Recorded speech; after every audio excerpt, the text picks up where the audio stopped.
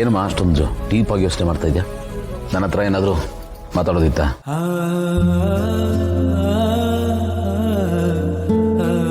ನೋಡು, ನಿನಗೆ ಏನಾದರೂ ಹೇಳಬೇಕು ಅಂತಿದ್ರೆ ನನ್ನ ಹತ್ರನೇ ಹೇಳು. ಪಾಪ ಭೂಮಿಕಾ ಅವ್ರ ಹತ್ರ ಮಾತಾಡಿ ಏನು ಪ್ರಯೋಜನ? ಅವರು ಅತ್ತೇನ ಗಂಡನ ಅಂತ ಈ ಕಟ್ಟಿಗೆ ಸಿಕ್ಕಾಕೋತಾರೆ.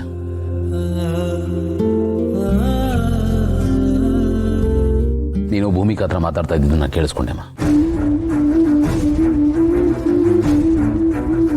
ನನಗೆ ನಿನ್ನ ಸೆಂಟಿಮೆಂಟ್ ಅರ್ಥ ಆಗುತ್ತಮ್ಮ.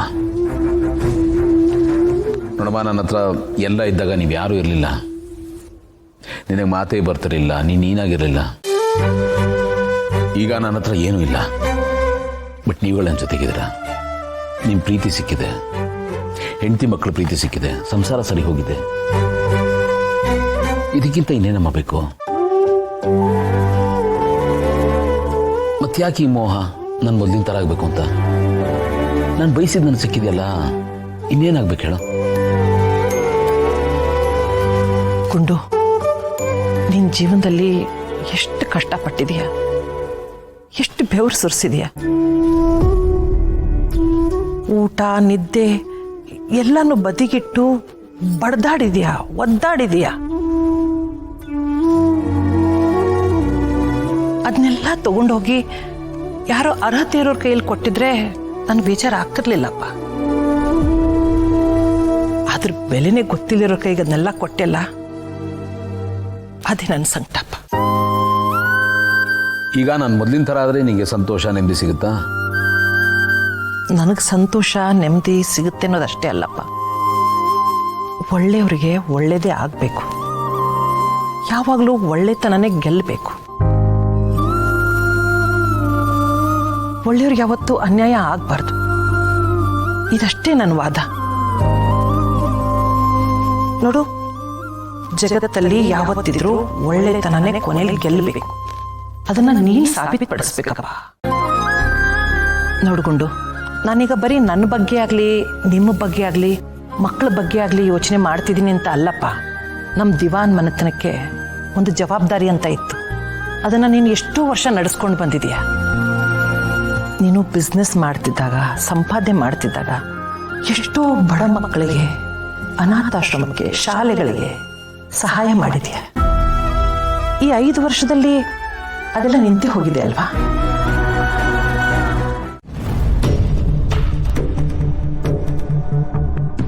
Good morning sir. Good morning. ಕೂತ್ಕೊಳ್ಳಿ. ಪಾರ್ಥ, ನಾನು ಹೇಳಿದ್ದೆ ಅಜಯ್ ಬ್ರೋ, ನಮ್ಮ ಕಂಪ್ನಿ ಎಂಪ್ಲಾಯೀಸ್ದು ಸ್ವಲ್ಪ ಡಿಮ್ಯಾಂಡ್ಸ್ ಇದೆ ಅಂತ, ಅದ್ರ ಬಗ್ಗೆ ಮಾತಾಡೋಕ್ಕೆ ಕರೆಸಿದ್ದೀನಿ.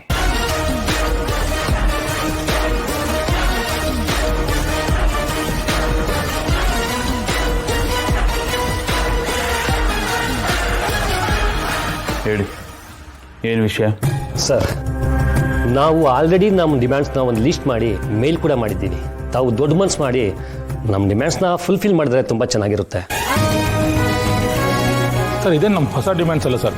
ಇದಕ್ಕೋಸ್ಕರ 5 ವರ್ಷದಿಂದ ನಾವು ಕಾಯ್ತಾನೆ ಇದ್ದೀವಿ, ಆದರೆ ಏನೂ ಆಗ್ತಾನೆ ಇಲ್ಲ, ಏನು ಬೆಟರ್ಮೆಂಟ್ ಕೂಡ ಇಲ್ಲ.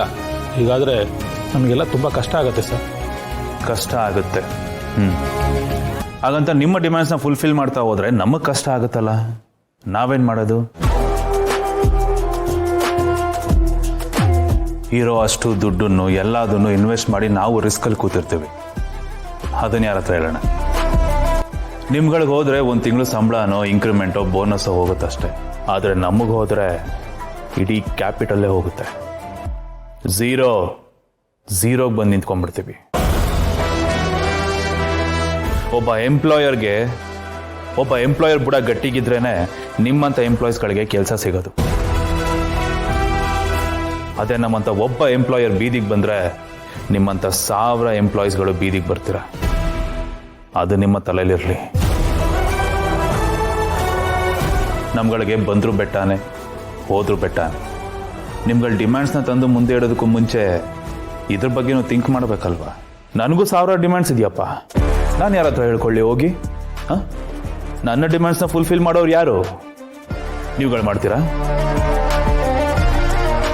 ನಿಮ್ಗಳಿಗೇನು ಅಂತಂದರೆ ತಿಂಗಳ ಬರೋ ಸಂಬಳ ಅಥವಾ ವರ್ಷಕ್ಕೆ ಬರೋ ಬೋನಸ್ಸು, ಇಂಕ್ರಿಮೆಂಟು ಕರೆಕ್ಟಾಗಿ ಬಂದುಬಿಟ್ರೆ ಸಾಕು. ಕೆಲಸ ಕೊಟ್ಟಿರೋ ಕಂಪ್ನಿ ಹೆಂಗಾದರೂ ಹಾಳಾಗೋಗ್ಲಿ, ನೀವು ನಿಮ್ಗಳ ಫ್ಯಾಮಿಲಿ ಜೊತೆ ಹ್ಯಾಪಿಯಾಗಿರಬೇಕು ಅಲ್ಲ? ನಮ್ಮ ಇಡೀ ಸರ್ವಸ್ವ, ಲೈಫು, ಟೈಮು ಪ್ರತಿಯೊಂದನ್ನು ನಮ್ಮ ಬಿಸ್ನೆಸ್ ಮೇಲೆ ಹಾಕಿ ಬೆಂಕಿ ಮೇಲೆ ಕೂತಿರ್ತೀವಿ ನಾವು. ನಮ್ಮ ಕಷ್ಟಗಳೇನು ಅಂತ ಗೊತ್ತಾ ನಿಮಗೆ? ನಿಮ್ಮ ಬಾಸು, ಐ ಮೀನ್ ಹಳೆ ಬಾಸು ನಮ್ಮಣ್ಣ ನನ್ನ ತಲೆ ಮೇಲೆ 600 ಕೋಟಿ ಸಾಲ ಎಳೆದ್ಬಿಟ್ಟು ಹೋಗಿದ್ದು. ಅದನ್ನ ತೀರ್ಸಕ್ಕೆ ನಾನು ಪಟ್ಟಿದ್ದ ಪಾಡು ನನಗೆ ಮಾತ್ರ ಗೊತ್ತು. ಅದನ್ನ ತೀರ್ಸೋದಕ್ಕೆ ಎಷ್ಟು ಒದ್ದಾಡಿದ್ದೀನಿ, ಎಷ್ಟು ನಿದ್ದೆಗೆಟ್ಟಿದ್ದೀನಿ ಅನ್ನೋದು ನನಗೆ ಮಾತ್ರ ಗೊತ್ತು. ಆದರೆ ಅದರ ಬಗ್ಗೆ ಒಂದು ಚಿಕ್ಕ ಕ್ಲೋನು ನಿಮ್ಗಳಿಗಿಲ್ಲ. ಡಿಮ್ಯಾಂಡ್ಸ್ ಅಂತೆ ಡಿಮ್ಯಾಂಡ್ಸ್. ನಿನ್ನ ಕೈ ರುಚಿನ ತುಂಬಾನೇ ಮಿಸ್ ಮಾಡ್ಕೊಂಡೆ. ಮತ್ತೆ ನಮ್ಮ ಅಕ್ಕ ಅಂದ್ರೆ ಸುಮ್ಮನೆನಾ? ಎಲ್ಲರಲ್ಲೂ ಹೀರೋ, ಸಾರಿ ಹೀರೋಯಿನ್ ಅವರು. ಊಟ ಭೂಮಿಕಾ ನೋಡು, ಆಕಾಶ್ ಹೇಗ್ ತಿಂತಿದ್ದಾನೆ. ಥೇಟ್ ನಮ್ ಗುಂಡು ತರನೇ ಅವನು ಹೀಗೆ ಅನ್ಭವಿಸ್ಕೊಂಡೇ ತಿಂತಿದ್ದ. ಅತ್ತೆ ತಿಂತಿದ್ದಲ್ಲ, ಇನ್ನೂ ತಿಂತಾ ಇದ್ದಾರೆ. ಇದು ನಿಲ್ತಿಲ್ಲ, ನಿಲ್ಲೋದು ಇಲ್ಲ. ಯಾಕ್ರೆ ಕಣ್ಣಾಗ್ತೀರಾ? ಬೆಳೆಯೋ ವಯಸ್ಸು ನಂದು. ಯಾವ್ದು ಬೆಳೆ ವಯಸ್ಸು? ಬಿಳಿ ಕೂದ್ಲಾ? ಹಲೋ, ಶೇಪ್ ಔಟ್ ಎಲ್ಲ ಮಾಡ್ಬಿಡಿ ನೀವು. ಈಗಲೇ ಶೇಪ್ ಔಟ್ ಆಗಿದ್ದೀರಾ, ಇನ್ನೇನು ಶೇಪ್ ಔಟ್ ಮಾಡೋದು? ಸಾಕು ಸುಮ್ಮನೆ ರೀ. ನಿಮ್ಗೆ ಗೊತ್ತಾ, ಮೋಸ್ಟ್ ಎಲಿಜಿಬಲ್ ಅಂಕಲ್ ನಾನು. ಇದು ಬೇರೆ.